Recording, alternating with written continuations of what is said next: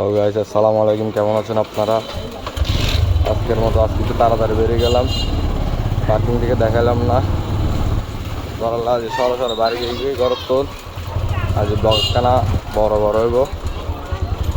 কি অবস্থা ভাই?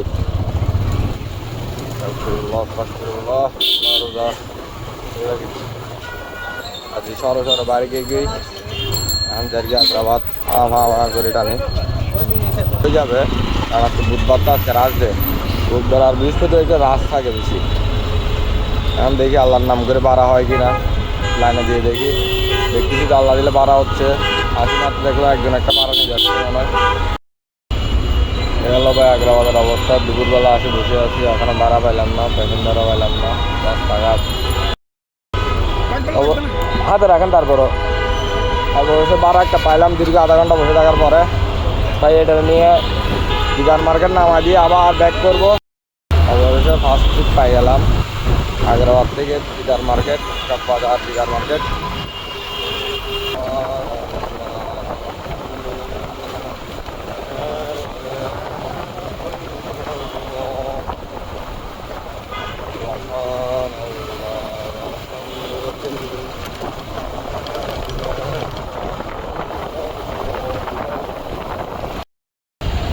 আমার প্রথম ইনকাম, ঠিক আছে চলছে। প্রথম ইনকাম আমার হলো নিউ মার্কেট। ঈদ আসার আগে দিনে দুপুরবেলা ক্রাউড দেখেন, প্রত্যেকটা দোকান সাজায় রঙে রঞ্জিত, নতুন মাল টাল তুলি একটা অবস্থা আর কি। শুনেন, অবশ্য 1 ঘন্টা বসে থাকার পরে বারো আরেকটা পাইলাম। এটা নামাই দিয়ে আবার আগ্রাবাদ আসি যাবো দেখি। আর এটা নামাই এমন আগ্রাবাদ আসি যেতে হবে।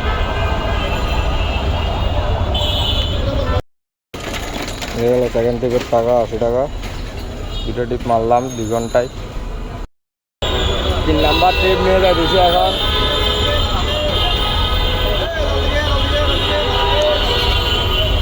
তিন নাম্বার ট্রিপ এটা দিয়ে যাচ্ছি আল্লাহর নাম নিয়ে। আবার আসবো ঘুরি আগ্রাবাদ একটু করে। এখন আগে অবস্থা খান সমনের মোড়ও মারতে পারলাম না, এখন জ্যামের অবস্থা। আল্লাহ, সমনের মোড়ে জ্যামের অবস্থা দেখেন ভাই। আলো ফাঁকার সব গাড়ি ডানে বামে কেউ কার আগে যাবে।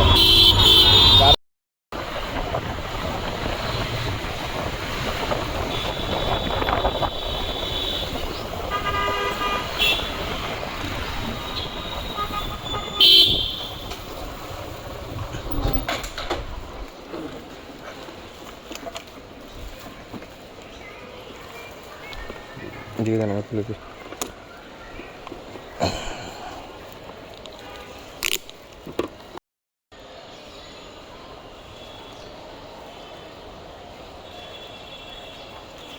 ঠিক আছে, আসসালামু আলাইকুম। এই হলো 3 নাম্বার ট্রিপের টাকা। 3টা ট্রিপ এখন যদি আগ্রাবাদ আবার যাইতে পারি। ও ভাই, আজকে বহুদিন পরে টাইগার বাস দিয়ে সিগন্যাল ছাড়া যাইতেছি ভাই। কিস্তা লাগবে একটা সিগন্যাল ছাড়া আমি গাড়ি করে আবার আগ্রাবাদ যাই। আগ্রাবাদ 4 নাম্বার ট্রিপের জন্য আগ্রাবাদ চলে আসলাম। এই জায়গায় ভাড়া আছে, কিন্তু এখন পাইতেছি যে দূরে ভাড়া। এখন কাছের ভাড়া লাগবে, কারণ ইফতারের টাইমে গেছে 5টা বাজে গেছে। আসরের নামাজও করি না, আসরের নামাজ পড়া লাগবে। এই 4 নাম্বার লাস্ট ট্রিপ নিয়ে যাইতেছি যে এখন বাসে যাবো। ওনারা নামাজি, বড় বাইরে নামাজি, ভাই মনে যাও তাহলে নামবে। চলেন বিসমিল্লাহ। হ্যাঁ পড়েন। এ ভাই আর লই যান, ও বড় ভাই লই যান। আর পরিচিত মানুষ। আরে ভাই 250 টাকা পারো, 300 টাকা তো আর কেন লাগে? এত 10-20 টাকা দিচ্ছি, কেউ যাবে না। এত 10-20 টাকায় যাবে না ভাই। আমি পরিচিত, আমি দূরে তো তার জন্য যাচ্ছি না। তো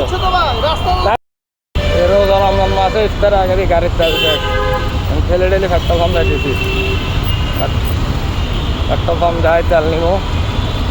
তেল নিয়ে তারপর প্যাসেঞ্জার যেটা নিয়েছি ওটার ওর বাসা নামা দিয়ে আসবো। দিন আসছে ভাই, আগে 100 টাকার তেল দিয়ে বারো মারা যায় 500 টাকা। এখন 150 টাকার তেল দিয়ে 200-250 টাকা বারো মারা যায় না। মানে তেলের টাকা তুলিয়ে 100-150 টাকা তুলতে খবর হয়ে যায় ভাই। এদিকে 100 দিয়ে, এদিকে 100 টাকা দিতেন। 100 টাকা দিছি যা ভাই আর কি। রোজার মধ্যে সকালে তো ভাড়া টাড়া কম, সারাদিন থাকতে হবে রোজা রাখি ভাই। সারাদিনে রোদের ভিতরে থাকতে কষ্ট হয়ে যায় ভাই। কারণ এখন আমি সারাবেলা থাকতে যাই, আমার রাতে তাহাজ্জুদ পড়া হবে না, তারপরে তারাবি পড়া হবে না, এশার নামাজ হবে না। এই তো আমি সকাল থেকে যদি ডিউটি করতাম, আমি মনে করেন সকাল থেকে আমি রাইড করতে নামছি, ধরেন এখন পাইলাম 250 টাকা, নাহলে 300 টাকা, সকাল থেকে চালালে পাইলাম 700-800 টাকা, 700 মানে 500 টাকা, 400 টাকা বা 500 টাকা বেশি পাইলাম। তো বেশি পাইলে আপনার দেবে, আমার নামাজ সবগুলো শেষ তো, আমি তারাবি পড়তে পারবো না, তাহাজ্জুদ পড়তে পারবো না, ফজর পড়তে পারবো না, কারণ আমি ঘুমাই যেতে হবে যে, কারণ আমি রাতে না ঘুমালে সকাল 7টা-8টা বেরোতে পারবো না। তাই আমি নামাজ ঠিক রাখার জন্য বলি, সব কিছু ঠিক রাখার জন্য, আপনার কাছে ভালো সাজার জন্য আমি যেটা যেভাবে আমার নিয়ম রুলে চলি ভাই, টাকা কম খাওয়াবো দরকার হলে ভাই রোজার মাসেই এটা বহুত ইম্পর্টেন্ট ভাই। আপনারা বুঝতেছি, বুঝি না যে আপনি বুঝেন কিনা জানি না, কিন্তু মানুষে বুঝতেছে না যে ভাই, মানুষে বুঝে না যে ভাই রোজার মাসের ফজিলত বা রোজার মাস এটা অনেক ইম্পর্টেন্ট। রোজার মাস আমাদের জিন্দা মানুষের জন্য জিন্দা রহমত বুঝেন, কোথার থেকে জিন্দা রহমত। এই হলো লাস্ট ট্রিপ, বাইরে বড় নামা দিলাম যাওতলা, নামা দিয়ে এখন বাসার দিকে যাবো, দেখি ভাড়া পাই কিনা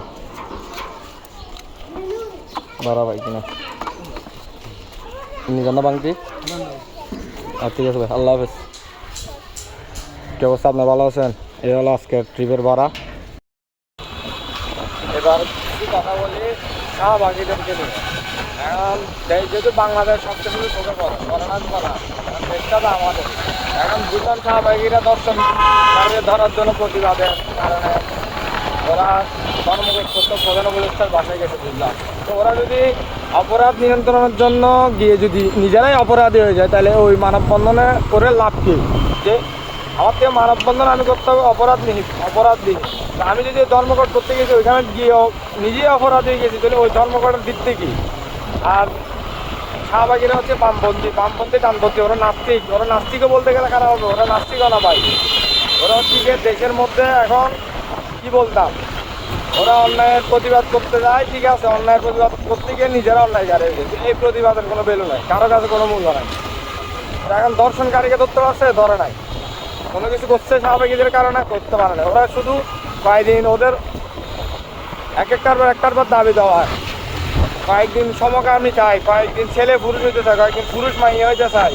তো ওদেরকে কি বলা যায়, কি করা যায়, পুলিশওয়ালা কি করবে ওদেরকে নিয়ে, কি বলেন তো আপনারা?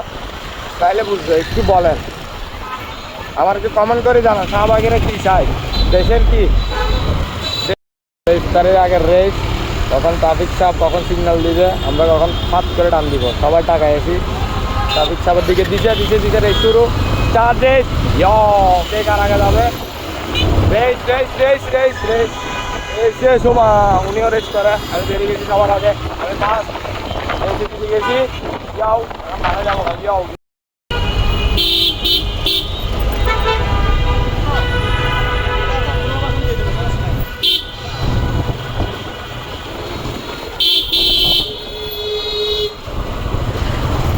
বলছে বাসায় চলে আসলাম, নিজের এলাকার পাশাপাশি এখন ঢুকতেছি বাসায়, আসলে নামাজ পড়বো।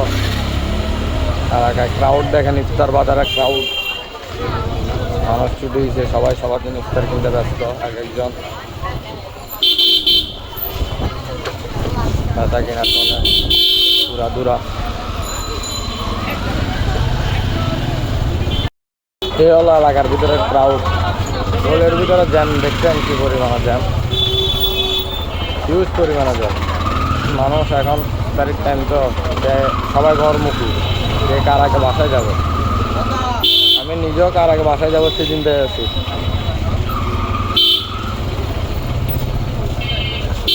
আমার আব্বা টাইম ছেড়ে যাইতেছে তারে লই,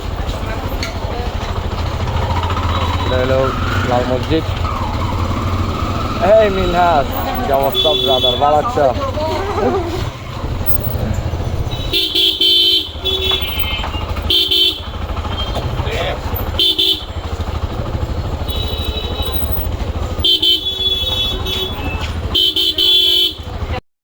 এখানে ছোটখাটো জুতার দোকান দিয়ে পুরো গরম ব্যবসা চলে। এই বন্ধু কাইম, ভালো আছিস? হ্যাঁ, ব্লগার।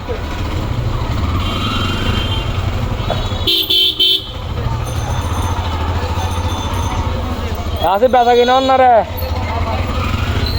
ও তেমন ভালো আছে না। আজকের মতো ডে শেষ, গাড়ি পার্কিং করেছি। আল্লাহ হাফেজ, ভালো থাকবেন।